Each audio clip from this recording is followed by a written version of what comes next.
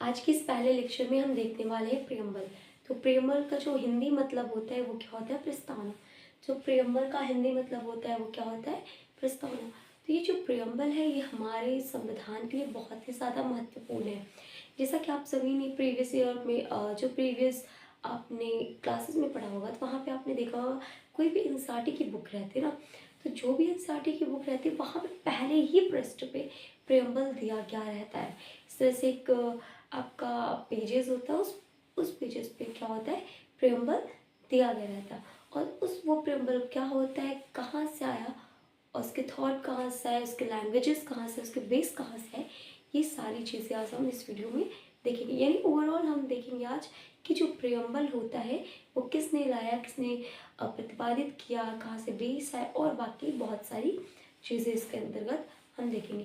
नमस्कार दोस्तों, मैं मनीषा आप सभी का स्वागत करती हूँ इस छोटी सी स्टडी विद मनीषा 365 पर। Hope you all are doing very good. तो आज का जो वीडियो है प्रियम्बल है, जैसा कि आपने थंबनेल में देख लिया होगा। देखो, जब जो बात प्रियम्बल होता है ना ये बहुत ही ज़्यादा महत्वपूर्ण है। क्यों? जैसे अगर हम किसी भी किताब को पढ़ते हैं, ठीक है, कोई भी किताब पढ़ते हैं वहाँ पे कंटेंट दिया रहता है।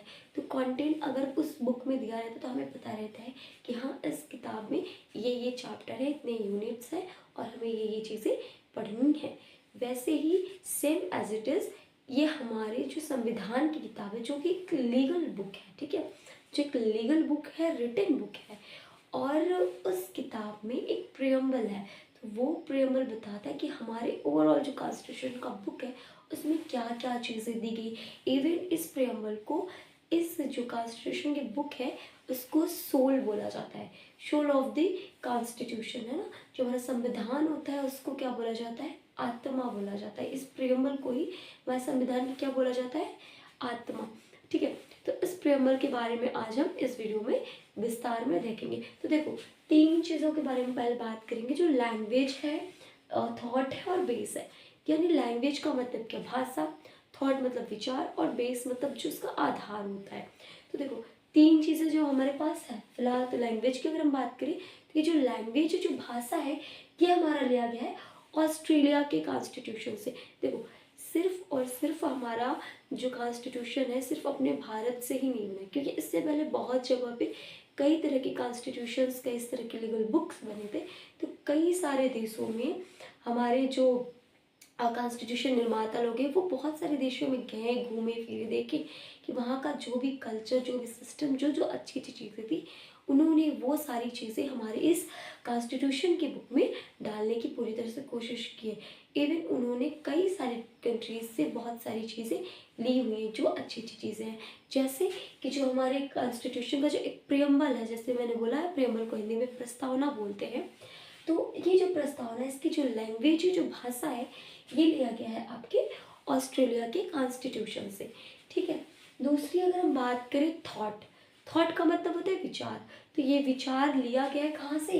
यूएस से, यूनाइटेड स्टेट ऑफ अमेरिका जो होता है वहाँ से ये लिया गया है। तीसरी चीज़, ये जो बेस है, अब ये जो बेस है, बेस का मतलब होता है आधार। कभी भी आप कोई भी चीज़ पढ़ेंगे, कोई भी चीज़ लिखेंगे तो उसमें सबसे ज़्यादा ज़रूरत है किस चीज़ की नीड होती है? बेस की। तो यहाँ पे भी बेस की एक बहुत ज़्यादा नीड है। तो ये जो बेस है, जो आधार है हमारे प्रियम्बल का, तो वो क्या है? Objective resolution. ये जो ऑब्जेक्टिव रेजोल्यूशन है ये किसने प्रपोज किया था? तो ये प्रपोज किया गया था पंडित जवाहरलाल नेहरू के द्वारा। ठीक है, कब किया गया था और उसकी डेट और कौन से ईयर में की गई थी वो आप मुझे कमेंट बॉक्स में ज़रूर बताइएगा। ठीक है, चलिए, तीन चीज़ें हमने देखा, जो लैंग्वेज हुई, थॉट्स हुआ, बेस हुआ। तो बेसिक सी चीज़ें हमने देखा, जो हमारी लैंग्वेज हुई वो कहाँ से लेके? ऑस्ट्रेलिया से। और जो हमारा थॉट है, जो हमारे विचार है, वो कहाँ से लिए गए? यूएसए से। और जो हमारे बेस है, जो हमारा आधार है, वो कहाँ से लिया गया? ऑब्जेक्टिव रेजोल्यूशन से। ऑब्जेक्टिव रेजोल्यूशन जो है प्रपोज किया गया था पंडित जवाहरलाल नेहरू द्वारा उस टाइम पे। ठीक है, चलो नेक्स्ट की अगर हम बात करें तो ये जो प्रियम्बल है, ऐसे जो एक पेज में पूरा प्रियम्बल लिखा होता है, तो कई बार एग्जाम्स में पूछे जाते हैं कि हमारे प्रियम्बल में सबसे पहली लाइन जो है वो क्या लिखी गई है। ठीक है, उसके बाद कई बार उसके शब्दों को भी पूछता है कि कौन कौन से शब्द हैं, तो वो भी हम देखेंगे। तो जो हमारा प्रियम्बल है, हमने इसको बहुत ही शॉर्ट वे में लिखने की कोशिश की गई जिससे आपको सारी की सारी चीज़ बहुत ही अच्छे से याद हो जाए, ठीक है। तो देखो जो प्रियम्बल है उसमें सबसे जो पहली लाइन लिखी गई है वो लिखी गई है क्या, we the people of India. क्या लिखा गया, we the people of India, यानी हम भारत के लोग। तो अगर कोई पूछेगा कि जो संविधान है, संविधान की जो किताब है उसमें एक प्रियम्बल है, ठीक है, जो प्रस्तावना, उस प्रस्तावना में सबसे पहली लाइन है वो क्या लिखी गई, तो उस प्रस्तावना में सबसे जो पहली लाइन लिखी गई वो पहली लाइन यही है कि we the people of India, यानी हम भारत के लोग जो भारत में निवास करते हैं, ठीक है। चलो अब देखते हैं कि प्रियम्बल को किसने क्या क्या जो चीज़ें हैं नाम दी हैं। जैसा अभी मैंने थोड़ी देर पहले बताया कि सोल ऑफ द कॉन्स्टिट्यूशन, ठीक है, यहाँ पे हमने बताया कि सोल ऑफ द कॉन्स्टिट्यूशन, तो ये किसने प्रपोज किया था, ये ठाकुर दास ने बोला था, सोल ऑफ द कॉन्स्टिट्यूशन, ठीक है, यानी संविधान की आत्मा किसने बोला, ठाकुर दास को। किसको बोला, प्रियम्बल को बोला। क्यों बोला, क्योंकि जैसे अगर एक व्यक्ति है और एक व्यक्ति है उसका पूरा शरीर है, ठीक है, और उस शरीर में यदि आत्मा नहीं होगी तो वो शरीर क्या होगी, मृतक होगी, डेथ होगी, वो डेड होगी बिल्कुल, है ना, उसमें कोई जान नहीं होगी। वैसे ही जो हमारी कॉन्स्टिट्यूशन की बुक लिखी गई है उसका जो सबसे मेन चीज़ है वो क्या है, प्रियम्बल, और इसी प्रियम्बल में बहुत सारी चीज़ें उस बुक में लिखी गई हैं। आई होप आपको ये थोड़ी सी बातें मेरी समझ में आएंगी। चलो नेक्स्ट देखते हैं पॉलिटिकल हॉरोस्कोप। हॉरोस्कोप का मतलब क्या होता है, हॉरोस्कोप का मतलब होता है जन्म कुंडली, ठीक है। तो ये जो हमारा कॉन्स्टिट्यूशन है, ये जो हमारे कॉन्स्टिट्यूशन की जो प्रेम्बल है, इसको पॉलिटिकल हॉरोस्कोप किसने किया, किसने नाम दिया, तो ये दिया के.एम. मुंशी जी ने, ठीक है। चलो इसको इंट्रोडक्शन भी नाम दिया गया है। अब इंट्रोडक्शन नाम किसके द्वारा दिया गया, तो वो है हमारे advocate NK. Palkhivala. NK. Palkhivala कहाँ के एडवोकेट थे, हमारे इलाहाबाद की, जो फिलहाल में प्रयागराज के नाम से जाना जाता है। तो यहाँ के हाई कोर्ट में वो क्या थे, एडवोकेट थे, ठीक है। चलो अब देखते हैं इसमें कौन कौन से शब्द दिए गए। देखो बहुत सिंपल से मैं आपको याद करा दूंगी कि कौन कौन से शब्द थे, कौन कौन से वर्ड्स यहाँ पे दिए गए थे प्रेम्बल में, ठीक है। तो SSDR की यहाँ पे बात की, यानी 5 चीज़ों की यहाँ पे बातें की गई हैं। SSDR, अब देखो SSS पहला सॉवरेन, सोशलिस्टिक और सेक्युलर, ठीक है।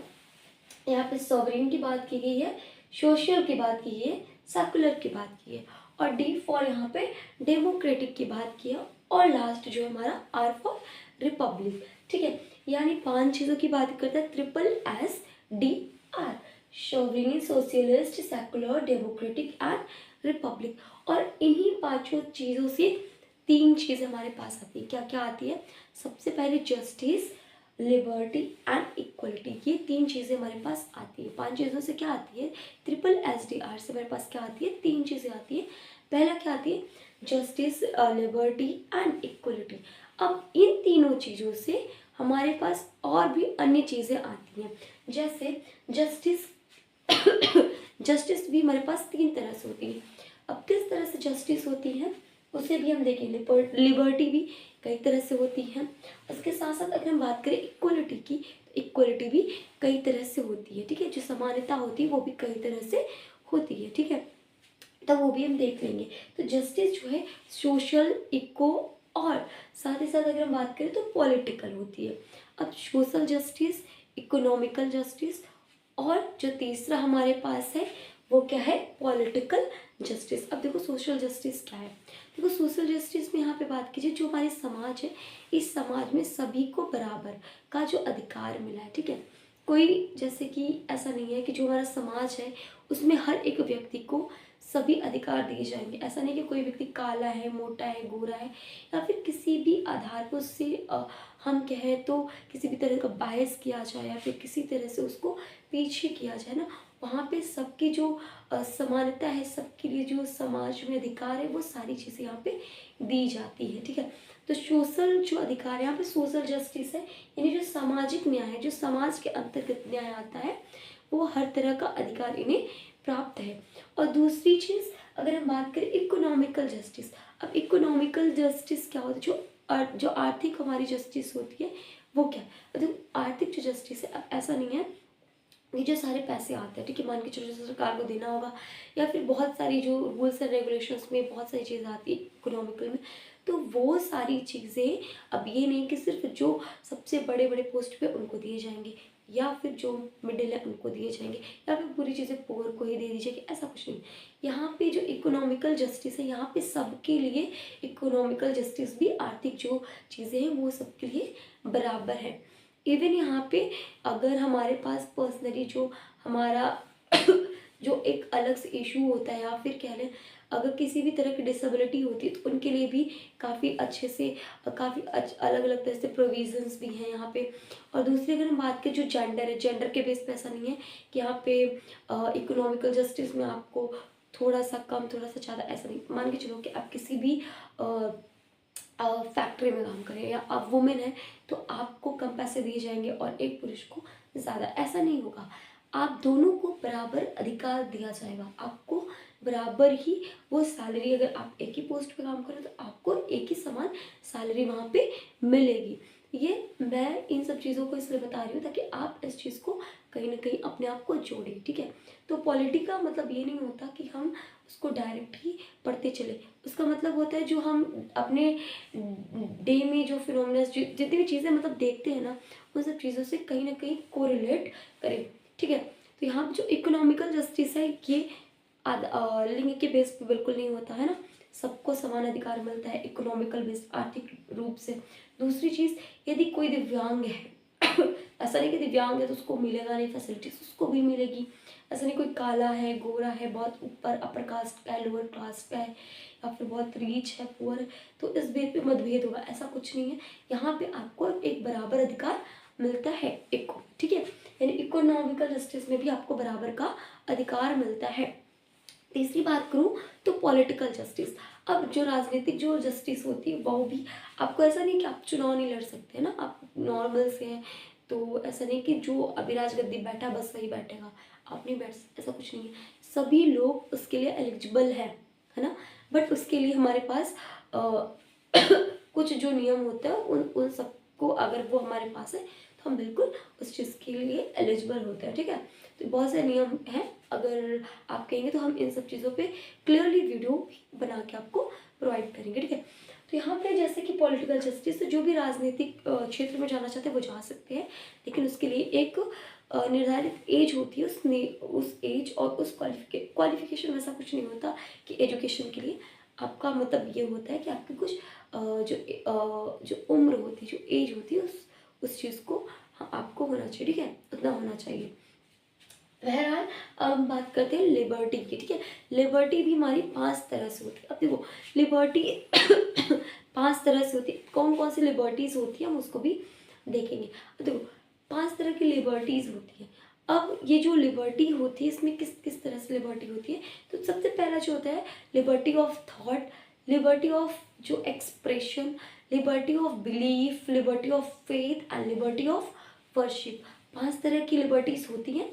पहला thought, expression, belief, faith and worship. अब आपको कि इन पांचों का मतलब क्या होगा, इन पांचों का मतलब भी समझा देगी, तो वन बाय वन करके हम इसके बारे में भी बात करते हैं। देखो जो सबसे पहली बात अगर हम करें यहाँ पे लिबर्टी ऑफ थॉट, अगर हम कोई भी काम करने जाते हैं, कुछ भी किसी भी क्षेत्र में कोई भी काम, सबसे पहले हम क्या करते हैं, सबसे पहले उस चीज़ के बारे में सोचते हैं, है ना। अभी मुझे वीडियो बनाना हुआ तो मैं इसके बारे में पहले सोची समझी, है ना, पहले सोचना हुआ। सबसे पहले हम क्या करेंगे, सोचेंगे। देन सेकंड क्या होगा, एक्सप्रेशन, हम उस चीज़ को एक्सप्रेस्ड करेंगे, ठीक है। फिर बिलीव करेंगे, अपने पे विश्वास करेंगे, yes I can do it. Next faith, विश्वास रखेंगे। और उसके बाद वर्शिप, कहते हैं ना कि कर्म ही पूजा है, तो वैसे ही वर्शिप का मतलब ये नहीं हो कि हमको भगवान की पूजा करनी है, यहाँ पे किसी धार्मिक चीज़ों से हमें जोड़ के यहाँ पे बिल्कुल बातें नहीं करनी है। ये जो वर्शिप का यहाँ पे मतलब है, लिबर्टी ऑफ वर्शिप जो यहाँ पे बात की जा रही है, ये लिबर्टी ऑफ वर्शिप का मतलब है जिस भी हम क्षेत्र में कार्य कर रहे हैं उस काम में हम अपने आप को पूरी तरह से डेडिकेट करें, होल हार्टली पूरी के तरह से क्या करें, डेडिकेट करें और अपने काम कार्य को अच्छा यानी अपने कार्य की ही पूजा करें। ठीक है, यहाँ पे ऐसा नहीं है कि हम बिल्कुल मंदिर में लेके जाएंगे थाल और भगवान की आरती उतारेंगे, अर्चना करेंगे, ऐसा बिल्कुल नहीं। ठीक है, यहाँ पे वर्शिप का मतलब क्या होगा, यहाँ वर्शिप का मतलब होगा कि अपने कार्य की पूजा करना, अपने कार्य को बहुत अच्छे तरह से करना। ठीक है, तो यहाँ पे वर्शिप का मतलब कार्य को बहुत ही बेहतरीन तरह से करना। ठीक है, चलो नेक्स्ट क्या है, नेक्स्ट हमारे पास, चलो पहले ये देख लेते हैं लिबर्टी ऑफ, जो हमने बात की पांचों की, liberty of thought, expression, belief, faith and perceive. 5 हमने इसकी बात की। पहले जस्टिस हमने 3 तरह से देखा, सोशल, इको एंड पॉलिटिकल। उसके बाद हमने लिबर्टी देखा, लिबर्टी 5 तरह से हमने देखा, liberty of thought, liberty of expression, belief, faith and perceive, 5 तरह से देखा। अच्छा, अभी मैंने यहाँ पे आपको एक चीज़ नहीं बताया, जैसे जस्टिस जो है, जो ये जस्टिस शब्द है, जो प्रिंसिपल ऑफ जस्टिस है ना, ये कहाँ से लिया गया है, ये रशियन रेवोल्यूशन से लिया गया है। जैसे कि मैं एक आपको बोलूँगी, कई सारे एग्जाम्स में इस तरह के क्वेश्चंस बस इवन ये स्टेट पीसेस में स्टेट पीसेस के क्वेश्चन पूछे गए हैं, तो इसलिए मैं आपको, मुझे लगा कि आपको एक एडिशनल नॉलेज की तरह यहाँ पे आपको बता देना चाहिए। ठीक है, तो जो प्रिंसिपल ऑफ जस्टिस है ये कहाँ से लिया गया है, रशियन रेवोल्यूशन से लिया गया, जो कि 1917 का है। ठीक है, चलो अब लिबर्टी अगर हम बात करें, लिबर्टी में भी मैंने आपको नहीं बताया, तो ये फ्रेंच रेवोल्यूशन से लिया गया है। अब हम बात करते हैं इक्वलिटी की, तो जो इक्वलिटी है, इक्वलिटी का मतलब होता है समानता। अब इक्वलिटी का मतलब समानता, इक्वलिटी में अब 2 तरह से, एक स्टेटस होता है और दूसरा अपॉर्चुनिटी होती है।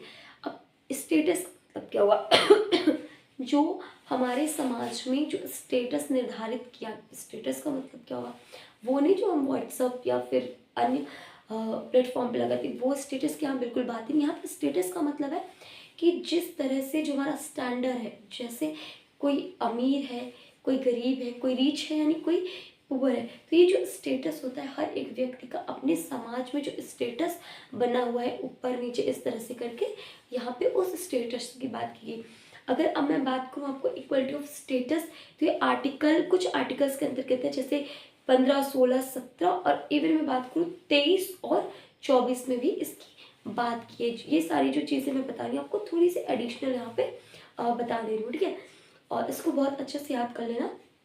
जो इक्वलिटी ऑफ स्टेटस है, कुछ आर्टिकल्स है इसके, जैसे कि 15, 16, 17, 23 और 24 में ये बातें करता है। अगर हम बात करें इक्वलिटी ऑफ अपॉर्चुनिटी, तो इक्वलिटी ऑफ अपॉर्चुनिटी का मतलब सभी व्यक्तियों को समझ, जो अपॉर्चुनिटी होती है, जैसे कि किसी को मान के चलो यूपीएससी का एग्ज़ाम देना है, पीसीएस का एग्ज़ाम देना है, 1 डे एग्ज़ाम देना है, तो ऐसा नहीं है कि जो बिल्कुल क्या कहते हैं, बिल्कुल रीच फैमिली का वो वही बस फॉर्म भर सकता है ना, ऐसा नहीं है। या ऐसा भी नहीं है कि जो बिल्कुल पुअर होगा वही बस भर सकता है। यहाँ पे सबको उस अपॉर्चुनिटी को ग्रैब करने का अधिकार मिला है कि हाँ तुम चाहो तुम उस चीज़ को क्वालिफाई करो और अपने वो नाम कर लो। ठीक है, तो यहाँ पे अपॉर्चुनिटी सबको दी गई है बराबर। अपॉर्चुनिटी जो है वो सबको बराबर से यहाँ पे मिलती है, इवन वो चाहे प्राइवेट हो, कोई प्राइवेट कंपनी हो, गवर्नमेंट हो, या फिर किसी तरह का एनजीओ हो, है ना। तो बहुत सारी जगह पे ऐसा नहीं कि आप जेंडर बेसिस पे भी कई बार होता है कि लोग सोचते हैं कि अपॉर्चुनिटी हमें नहीं मिलेगी, हम बॉयज़ हैं, हम गर्ल्स हैं। तो देखो यार, एयरफोर्स हो गया, नेवी हो गया, या फिर जो अपने ये PCS, state PCS, UPSC, 1 day exam, teaching, मतलब हर एग्ज़ाम सबको एक बराबर अपॉर्चुनिटी मिलती है। इवन जो दिव्यांग लोग हैं, जो स्पेशल लोग हैं, जो डिसेबल वाले लोग हैं ना, उनको भी ये सारी अपॉर्चुनिटी मिली है। ठीक है, चलो अब ये इक्वलिटी ऑफ अपॉर्चुनिटी की बात कौन सा आर्टिकल में की गई ये भी मैं आपको बता दूं। ये बात की गई है एक आर्टिकल 16 के अंतर्गत बात की। स्टेटस मैंने बताया कि जो इक्वलिटी ऑफ स्टेटस क्या है, तो समाज में, जो समाज है हमारा, उसमें सबको बराबर स्टेटस का अधिकार है। ठीक है, सबको क्या है, बराबर अधिकार है स्टेटस का।